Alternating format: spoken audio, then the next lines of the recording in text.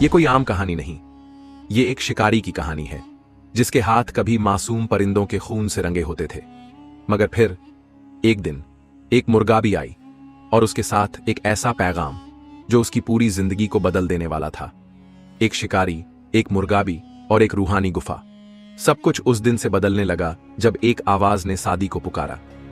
इस किस्से में इश्क है, कुर्बानी है, जादू है और रूह को झंझोड़ देने वाले इम्तिहान हैं। क्या एक शिकारी वाकई वली बन सकता है?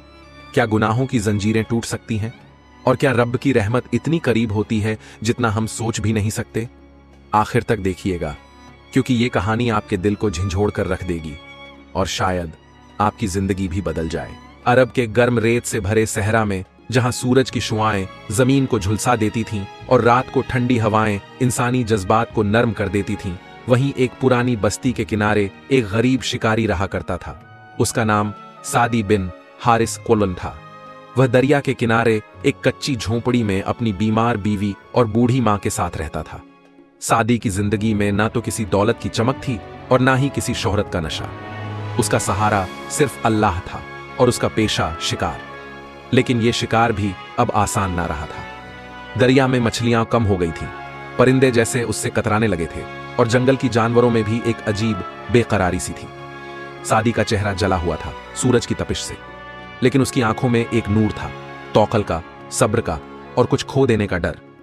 उसकी बीवी हलीमा पिछले 4 महीनों से बिस्तर पर पड़ी थी, ना ठीक से सांस ले सकती थी और ना ही बात कर सकती थी। मां का भी हाल कुछ बेहतर न था, एक आंख से देख नहीं सकती थी और हाथ कांपते थे। सादी सुबह से लेकर दोपहर तक दरिया के किनारे जाल लगाता, मछलियां पकड़ता और फिर शाम ढले शहर जाकर बेच देता। मगर कई दिनों से उसे न तो मछली मिल रही थी और न ही कोई परिंदा उसके जाल में फंसता था। उसका दिल टूटने लगा था। एक सुबह जब सूरज की हल्की हल्की किरणें दरिया पर चमक रही थीं और हल्की ठंडी हवा चल रही थी, सादी ने दरिया के किनारे एक अनोखा मंजर देखा। एक सफेद रंग की मुर्गाबी जो आम मुर्गाबियों से कहीं ज्यादा खूबसूरत थी। उसका बदन चमक रहा था जैसे किसी ने नूर पोत दिया हो। सादी ने जल्दी से जाल फेंका, लेकिन मुर्गाबी ने ऐसा उड़ान भरी कि सादी हैरान रह गया। हर रोज सादी उस मुर्गाबी को देखता। वह दरिया के किनारे आती, थोड़ा पानी पीती, फिर आसमान की तरफ देखती और उड़ जाती। सादी को लगने लगा था कि यह मामूली परिंदा नहीं, कुछ और है। एक शाम जब सादी थक हार कर घर लौटा तो बीवी की आंखें भीगी हुई थीं। उसने हौले से कहा, सादी, क्या मैं जल्द ही रुखसत होने वाली हूं? सादी का दिल कांप उठा। उसने बीवी का हाथ थामा और कहा, ऐ हलीमा, जब तक मेरी सांस चलेगी तुझे राहत देने की कोशिश करता रहूंगा। उस रात जब सब सो रहे थे, सादी ने आंखों में आंसू लिए सजदे में सर रख दिया। या रब, तू ही मेरा मालिक है, मेरी बीवी को शिफा दे, मेरी मां को आराम दे और मुझे इतना कबूल कर ले कि मैं तुझसे कभी मायूस ना हूं। मुर्गाबी का असर। अगली सुबह जब सादी दरिया पहुंचा तो मुर्गाबी वहीं बैठी थी, उसे देख रही थी।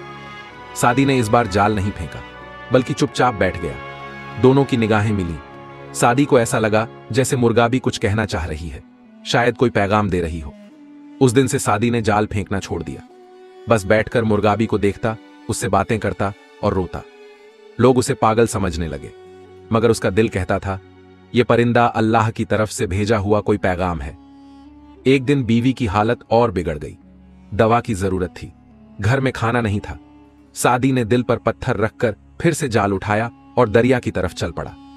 मुर्गाबी आज फिर वहां थी, लेकिन इस बार उसके साथ 2 और मुर्गाबियां भी थीं। सादी ने दुआ की, या रब, आज मेरे घर में भूख है, बीवी दर्द में है, मां बेबस है, मुझे हलाल रिज्क दे।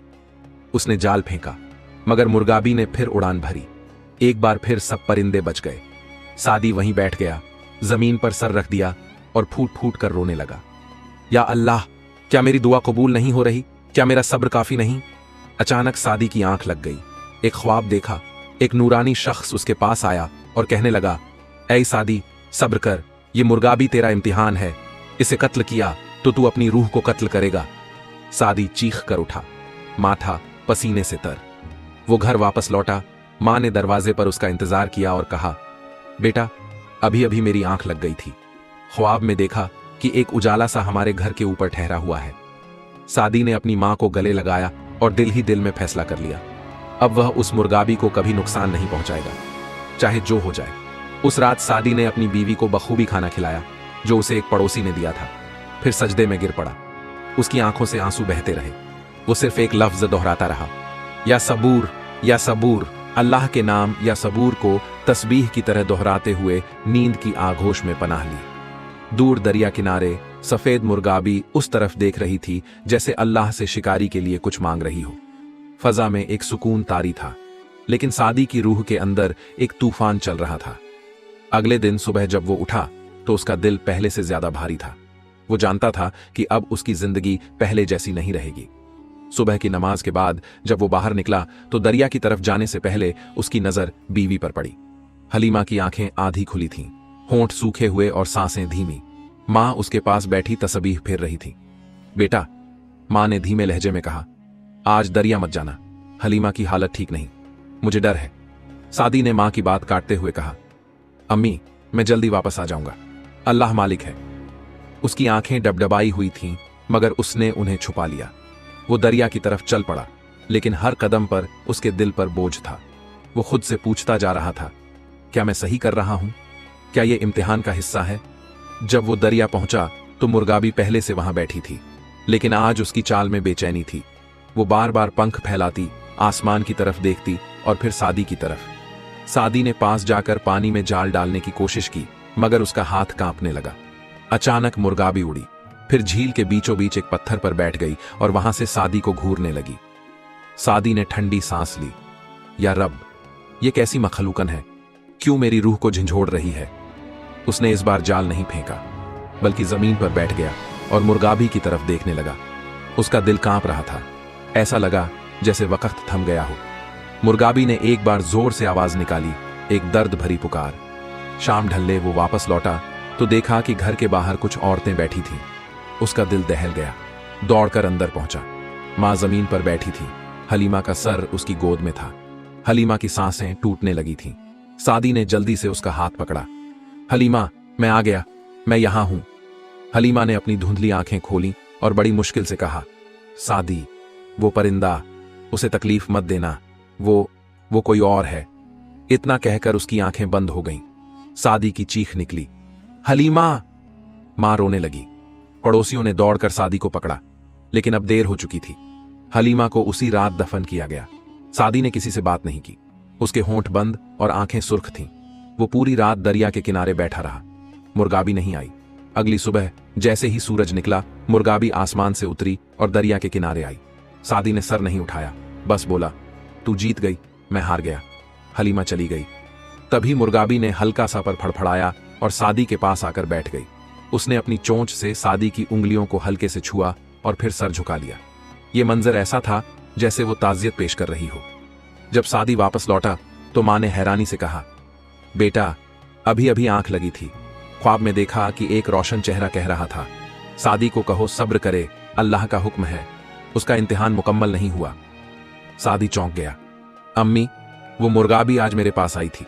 ऐसी तसल्ली महसूस हुई जैसे कोई अपना हो। मां ने उसका हाथ थामा। बेटा, वो परिंदा कुछ और है। मैंने उसकी आंखों में देखा है जैसे किसी इंसान की आंखें हों। वो कोई रात छुपाए बैठी है। उस रात सादी ने अल्लाह से एक नया वादा किया। उसने कहा, या रब, अगर तू चाहता है कि मैं सब्र करूं तो करूंगा, मगर हक दिखा दे, मैं अंधेरे में नहीं चल सकता। फिर उसने तय किया, वो मुर्गाबी का पीछा करेगा, देखेगा कि वो कहां जाती है, कहां से आती है। शायद वहां उसे अपने सवालों का जवाब मिले। अगली सुबह सूरज निकलने से पहले सादी दरिया किनारे पहुंचा। मुर्गाबी आ चुकी थी, मगर इस बार उसने उड़ान नहीं भरी। वो दरिया के पार किसी तरफ देखने लगी, फिर धीरे धीरे उड़ चली। सादी ने अपने कदम मजबूत किए और उसके पीछे चल पड़ा। उसकी आंखों में हलीमा की आखिरी बातें गूंज रही थीं, वो परिंदा, वो कोई और है। सादी ने अपने कदम मजबूत किए और मुर्गाबी के पीछे चल पड़ा। दरिया के उस पार की जमीन वो नहीं जानता था।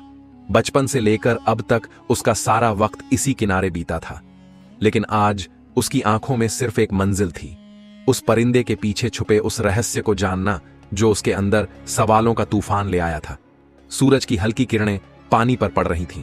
मुर्गाबी धीरे धीरे उड़ रही थी, मानो जानबूझकर सादी को मौका दे रही हो कि वो उसका पीछा कर सके। रास्ता घना था, कंटीली झाड़ियां और ऊंचे ऊंचे दरख्त। सादी की चाल एहतियात भरी थी। मुर्गाबी ने उड़ते हुए एक ऊंचे टीले के पास आकर रुकावट सी डाली। उसने वहां आसमान की तरफ देखा, फिर जमीन पर बैठे बैठे अपने परों को 3 बार फड़फड़ाया। सादी जो थोड़ा पीछे था अब धीरे धीरे करीब पहुंचा। वो अब सांस रोककर देख रहा था कि यह परिंदा क्या कर रहा है। फिर मुर्गाबी अचानक एक पतली सी पगडंडी की तरफ बढ़ गई जो घने पेड़ों में गुम होती जाती थी। सादी ने भी बिना वक्त गंवाए उसी रास्ते पर कदम रख दिया। चलते चलते उसे एहसास हुआ कि वो किसी ऐसे मकाम पर जा रहा है जहां इंसानी कदम बहुत कम पहुंचे होंगे। करीब 1 कोस चलने के बाद सादी को एक चट्टान के नीचे बैठे हुए एक सफेद लिबास में बुजुर्ग शख्स नजर आए। उन्होंने सर पर सफेद रुमाल बांधा हुआ था, आंखें बंद थीं और दोनों हाथों में तस्बीह। सादी के कदम रुक गए। वो कुछ कहने ही वाला था कि बुजुर्ग की आवाज आई, सादी, बहुत देर कर दी तुमने। सादी का दिल धक से रह गया। आप मुझे जानते हैं? बुजुर्ग ने आंखें खोली, उनमें रोशनी थी। हम तुझे बचपन से जानते हैं। हम हर उस रूह को पहचानते हैं जिसे अल्लाह ने किसी मकसद से चुना है। सादी के होंठ कांपे। आप ये सब कैसे जानते हैं? और वो मुर्गाबी? बुजुर्ग ने आसमान की तरफ इशारा किया। वो परिंदा तेरा इम्तिहान भी है और तेरा रहनुमा भी। उसे कैद करोगे तो गम में डूब जाओगे, मगर अगर समझ सको तो नजात पा जाओगे। बुजुर्ग ने सादी को पास बैठाया और कहना शुरू किया। सालों पहले एक उम्मुल फजल नाम की नेक परहेजगार खातून इस दरिया किनारे रही थी। लोग उसे वली की तरह मानते थे, मगर एक रोज कुछ गुलामों ने उस पर झूठा इल्जाम लगाकर दरिया में फेंक दिया। उसका कोई हमदर्द न था, बस उसकी आखिरी दुआ थी, या रब, मुझे ऐसा बना दे कि कोई मुझे देखे और तेरी तरफ मुतवज्जह हो जाए। सादी की आंखें हैरत से फैल गईं। क्या आप कहना चाहते हैं कि? बुजुर्ग ने सर हिलाया। हां, वही मुर्गाबी दरअसल उम्मुल फजल की रूह है। अल्लाह ने उसे एक पाक परिंदा बना दिया ताकि वो इंसानों की रहनुमाई करे, लेकिन वो सिर्फ उसी को दिखती है जिसे अल्लाह चाहता है। सादी की आंखों से आंसू बहने लगे। मैं काबिल नहीं उस रूह को देखने के, फिर मुझे क्यों चुना गया? बुजुर्ग मुस्कुराए। क्योंकि तूने भूख में भी सब्र किया, बीवी की मौत पर भी शिकवा न किया, मां की खिदमत की और एक मासूम परिंदे को नुकसान नहीं पहुंचाया। सादी अब समझ चुका था कि वो किस राह पर चल रहा है। उसकी जिंदगी एक आम शिकारी की नहीं, एक रूहानी सफर पर निकले फकीर की बन चुकी थी। बुजुर्ग ने एक आखिरी बात कही, अब तू उसके साथ चल। वो तुझे उस दरवाजे तक ले जाएगी जहां रूहानी हकीकतों के पर्दे उठते हैं, मगर याद रख, इम्तिहान अभी खत्म नहीं हुआ। सादी ने सर झुकाया और बुजुर्ग के कदम चूमे। जब सर उठाया तो वो बुजुर्ग गायब थे। मुर्गाबी अब एक टीले के पास बैठी थी। सादी ने आगे बढ़कर देखा तो वहां एक छोटा सा गुफा था। सादी ने मुर्गाबी के पीछे गुफा में कदम रखा। अंदर रोशनी का एक अजीब सा एहसास था, न वो सूरज की थी न चिराग की। गुफा की दीवारों पर अरबी में अल्लाह के अस्मा उल हुस्ना लिखे हुए थे। सादी ने हाथ से एक लफ्ज को छुआ, अर्रहमान। एक हल्की सी रोशनी उसकी उंगलियों से होती हुई पूरे जिस्म में फैल गई। तभी उसे एक आवाज सुनाई दी, बहुत मुलायम मगर असरदार। ऐ सादी, क्या तुझे यकीन है कि तू यह सफर मुकम्मल कर पाएगा? सादी ने आंखें बंद करके जवाब दिया, अगर तू चाहे ऐ रब तो हर मुश्किल आसान है। गुफा की रोशनी और तेज होने लगी। मुर्गाबी ने पर फैलाए और एक बार फिर उड़ान भरी। इस बार गुफा के अंदर ही किसी और रास्ते में दाखिल हो गई। सादी ने अपनी चप्पलें उतारी, सर झुकाया और उसी रास्ते पर चल पड़ा। उसका दिल अब डर से खाली और यकीन से भरा हुआ था। मुर्गाबी उड़कर दाखिल हुई थी। गुफा के अंदर का रास्ता पतला था, दीवारें ठंडी मगर सुकून देने वाली। हर कदम पर उसे ऐसा महसूस होता जैसे कोई अंदर से उसे दावत दे रहा हो, पुकार रहा हो। सादी अब एक नए जहान में दाखिल हो चुका था। उसकी सांसें भारी लेकिन दिल हल्का हो गया था। अब शिकारी नहीं, वो एक सालिक बन चुका था, अल्लाह की राह में चलने वाला एक राही। अंदर दाखिल होते ही सामने एक बड़ा सा हॉल जैसा हिस्सा आया जिसकी छत से एक नूरानी रोशनी टपक रही थी। वहां चारों तरफ सफेद परिंदे थे, कुछ उड़ रहे थे, कुछ बैठे थे और कुछ सुकून से जमीन पर सजदा कर रहे थे। लेकिन उनमें से एक, वही मुर्गाबी, सबसे आगे थी। सादी ने देखा कि मुर्गाबी अब इंसानी शक्ल में तब्दील हो गई थी। उसके सामने एक बुजुर्ग खातून खड़ी थी जिनका चेहरा नूर से दमक रहा था। उनका लिबास सफेद, आंखें साकित मगर रोशन। सादी का दिल कांप उठा। वो समझ चुका था ये उम्मुल फजल थी, वही नेक रूह जो परिंदा बनकर उसकी रहनुमाई कर रही थी। खातून ने सादी की तरफ देखकर कहा, तू आया और तेरे आने से वक्त पूरा हुआ। बहुतों को रास्ता दिखाया, मगर बहुत कम ने देखा। तू उनमें से है जो देखने और समझने की काबिलियत लेकर पैदा हुआ। सादी की आंखों से आंसू बह निकले। उसने कहा, मैं तो एक गुनहगार शिकारी हूं, आपके लायक नहीं, मगर आपने मुझे सहारा दिया। मेरी बीवी की आखिरी बातें आज भी दिल में हैं। उम्मुल फजल मुस्कुराई। हलीमा रूहानी इल्म से वाकिफ थी, उसकी रूह पाक थी। उसने तुझे अल्लाह की राह में भेजा। उसकी मौत एक वसीला थी तुझे जगाने का। इसके बाद उम्मुल फजल ने सादी को कई दिनों तक उस गुफा में रखा। उसे रोज कुरान की आयतें पढ़ाई जाती, अल्लाह के अस्मा उल हुस्ना की तिलावत सिखाई जाती और हर सुबह व हर रात उसे मुशाहिदा करने की तालीम दी जाती। सादी अब शिकारी नहीं, रूहानी मसीर पर चलने वाला बना दिया गया था। वो अब जान गया था कि हर परिंदा, हर दरख्त, हर हवा का झोंका अल्लाह की तस्बीह में लगा है। उसका दिल अब तकल्लुफ से खाली और यकीन से भरा हुआ था। एक रात उम्मुल फजल ने कहा, अब वक्त आ गया है कि तू दरिया के दूसरे किनारे लौटे, मगर इस बार एक नए मकसद से। तुझे वहां वो लोग मिलेंगे जो तुझे आज तक समझ न सके। तुझे उनका रहबर बनना है। सादी ने सर झुका लिया, मगर फिर सवाल किया, क्या मैं हलीमा को फिर कभी देख पाऊंगा? उम्मुल फजल ने उसकी आंखों में देखकर कहा, जब तुझे अपने मकसद की मुकम्मल समझ हो जाएगी, तब अल्लाह तुझे उससे भी बड़ा इनाम देगा, हलीमा की रूह की मुलाकात। मगर सब्र, सब्र सादी। सुबह जब सादी उठा तो गुफा में सन्नाटा था। न उम्मुल फजल थी, न परिंदे, मगर उसके सीने में एक रोशनी थी जो बुझने का नाम न ले रही थी। उसने उसी रास्ते पर वापसी शुरू की। हर पेड़, हर पत्थर अब उसे पहचानता लग रहा था, जैसे सब कुछ बदल गया था।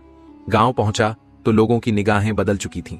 उन्होंने देखा, ये वही सादी है, मगर चेहरा नूरानी है, आंखें गहरी और लहजा सुकून देने वाला। मां ने जैसे ही बेटे को देखा, दौड़कर गले लगा लिया। उसकी आंखों से बहते आंसू और होंठों से निकली दुआओं में कोई बनावट न थी। बेटा, तुझे देखकर लगता है जैसे अल्लाह की ज़ियारत कर ली हो। सादी ने मां के कदमों में सर रख दिया। उस रात जब सादी अपनी झोंपड़ी में बैठा तो आसमान की तरफ देखा। एक चमकता तारा टूटा और उसके दिल में एक आवाज आई, सादी, तू अब शिकारी नहीं, तू रहनुमा है, मगर अभी तेरा सफर बाकी है। सादी ने इस आवाज को दिल से महसूस किया। वो आवाज सिर्फ कानों तक नहीं थी, बल्कि उसकी रूह तक जा पहुंची थी।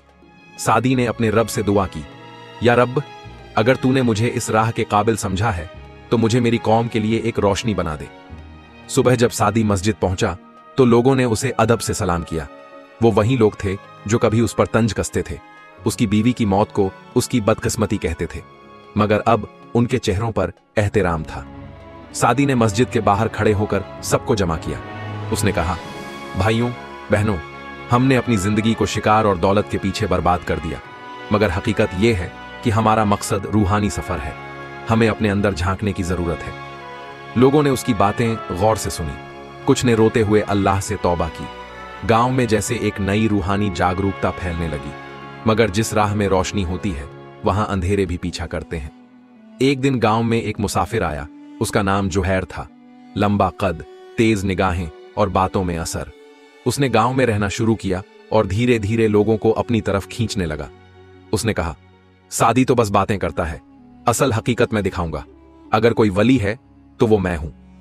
सादी ने जब यह सुना तो न गुस्सा किया न जवाब दिया। उसने सिर्फ यह कहा, जो खुद को वली कहे वो वली नहीं हो सकता। वली वो होता है जो अपने रब की तरफ बुलाए, खुद की तरफ नहीं। मगर लोग फिर भी जुहैर की तरफ झुकने लगे। उसका जादुई लहजा, उसकी नकली करामात ने लोगों को मुतस्सिर किया। सादी ने अब पहले से ज्यादा इबादत शुरू की। वो हर रात दरिया के किनारे बैठकर अल्लाह से कहता, ऐ रब, मुझे मेरी कौम से मोहब्बत है, इन्हें गुमराही से बचा। अगर मेरी जात में कोई कमी है तो मुझे बेहतर बना। फिर एक रात उसे वही मुर्गाबी नजर आई। इस बार उसका चेहरा परेशानी से भरा हुआ था। उसने सादी के करीब आकर एक पर जमीन पर गिराया। सादी ने पर को उठाया तो उस पर लिखा था, इम्तिहान करीब है, उस परिंदे को बचा जो जमीर की उड़ान लिए फिरता है। अगले ही दिन गांव में एक बच्चा गायब हो गया।